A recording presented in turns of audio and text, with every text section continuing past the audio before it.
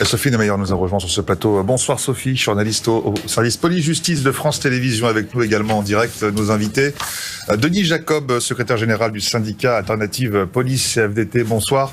Et Alice Toureau, députée La République En Marche de la Drôme. Merci d'être avec nous dans le 17-19 de France Info. D'abord, une question, Denis Jacob. Cette traque, elle aura duré 4 jours. D'abord, j'imagine que vous êtes soulagé que les principaux suspects aient été identifiés et interpellés.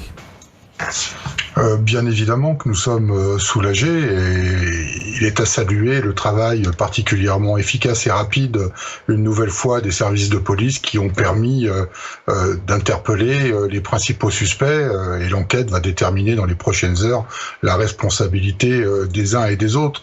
C'est une réponse que nous attendions, bien évidemment que l'interpellation des auteurs de ce crime odieux qui a été commis la semaine dernière et là aussi, il faudra bien évidemment que toute la chaîne pénale fasse bien son travail et que la justice sanctionne particulièrement fermement cet acte afin de bien démontrer qu'on ne peut pas s'en prendre impunément comme cela aux représentants de l'autorité de l'État. Une réaction, une question, Denis Jacob. Est-ce que vous avez des informations justement pour compléter un peu ce qu'on vient d'entendre avec ce que vient de nous dire justement Sophie Neymeyer concernant le profil de ces personnes qui ont été interpellées? On le disait, 3 hommes, une femme. Il s'agirait de la sœur de l'un d'entre eux, finalement. Est-ce qu'on en sait plus sur ce profil de personnes connues des services de police? Est-ce que ce sont des petits trafiquants ou est-ce que ce sont des gros dealers? Non, écoutez, au moment où je vous parle, le procureur va faire une allocution, donc je pense qu'il donnera un peu plus de détails. Mais vous savez, sur cette enquête, comme en général sur ces drames, c'est toujours très verrouillé. Et c'est d'autant plus verrouillé au niveau des informations qu'on a eu quand même la diffusion de pseudo personnes qui seraient responsables des faits. C'était des fausses informations. Ça a été démenti notamment par la préfecture et la direction départementale du Vaucluse. Vous voyez, c'est le genre de fausses informations qui peuvent poser des problèmes dans le déroulé de l'enquête et donc tout a été verrouillé au point qu'aucune ou peu d'informations n'ont transpiré à ce moment, hormis celles qu'on a bien voulu effectivement donner à titre d'information. Donc au moment où je vous parle, j'ai pas plus d'informations que celles que Sophie Neymeyer vient de donner sur votre plateau. Et Denis Jacob, vous l'avez peut-être entendu, l'avocat du principal suspect dit que son client dément toute implication dans la mort d'Éric Masson. Est-ce que c'est une réaction qui vous surprend ? Bon, c'est pas une question de surprise. Vous savez, moi je suis attaché à la présomption d'innocence, mais si 80 policiers et gendarmes se sont démenés comme ils se sont démenés ces 4 derniers jours, si ça les a conduits à des individus qui avaient vraisemblablement l'intention de passer en Espagne. Enfin, cette information de passer en Espagne, elle n'a pas été inventée, elle a bien été trouvée, recoupée et confirmée. Donc, très honnêtement, sur l'interpellation de ces individus, je n'ai que peu de doute sur le fait qu'ils soient de manière directe ou indirecte liés au meurtre de notre collègue. Alors, l'avocat, il est dans son rôle, mais je ne voudrais pas non plus que sur cette dramatique affaire, nous fassions encore l'objet de fausses accusations et de faire passer ces individus-là pour de pauvres petites victimes de la société. Ils ont commis, ça sera peut-être confirmé dans les heures qui viennent, mais a priori ils ont commis un acte grave, ils doivent en répondre devant la justice, et la justice, je me répète, doit faire preuve de la plus grande fermeté.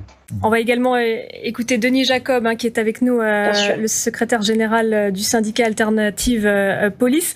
On parle à l'instant d'un recul de l'autorité de l'État dans certains quartiers. Vous l'observez concrètement? Est-ce que pour vous c'est du factuel? Est-ce que c'est chiffré? Bien sûr que c'est du factuel, et non seulement c'est factuel, mais c'est exponentiel. Et moi, pour répondre à Madame la députée, c'est tout simplement le résultat de la faillite d'un système. Voilà, est-ce qu'aujourd'hui, il est toujours normal qu'un délinquant mineur multirécidiviste se voit effacer son casier à sa majorité? C'est une vraie question. Quand on passe du mineur au majeur, eh bien, on remet quelque part les compteurs à zéro. Donc ça, il y a un vrai questionnement là-dessus. Et puis sur l'augmentation du recul de l'autorité de l'État, eh bien, mon organisation syndicale Alternative Police a fait des statistiques sur le premier trimestre 2021 sur la seule base des faits que vous, médias, vous communiquez. On n'a même pas pris les statistiques du ministère de l'Intérieur. Et sur la simple base des faits médiatisés, nous avons constaté qu'il y avait un policier attaqué, agressé par jour et une commune qui faisait l'objet de violences urbaines tous les 2 jours. Et donc aujourd'hui, il n'y a plus de respect de l'autorité de l'État, il n'y a plus le respect du policier, ça c'est indéniable, mais ça concerne aussi tous les autres représentants, aussi bien les enseignants que les pompiers, que les infirmières, que les policiers municipaux, la pénitentiaire. Aujourd'hui, est-ce qu'il est normal, par exemple, que des pompiers ne puissent même plus intervenir dans un quartier difficile pour éteindre un incendie sans se faire caillasser? Voilà, il faut se poser des questions. Il y a un échec du système.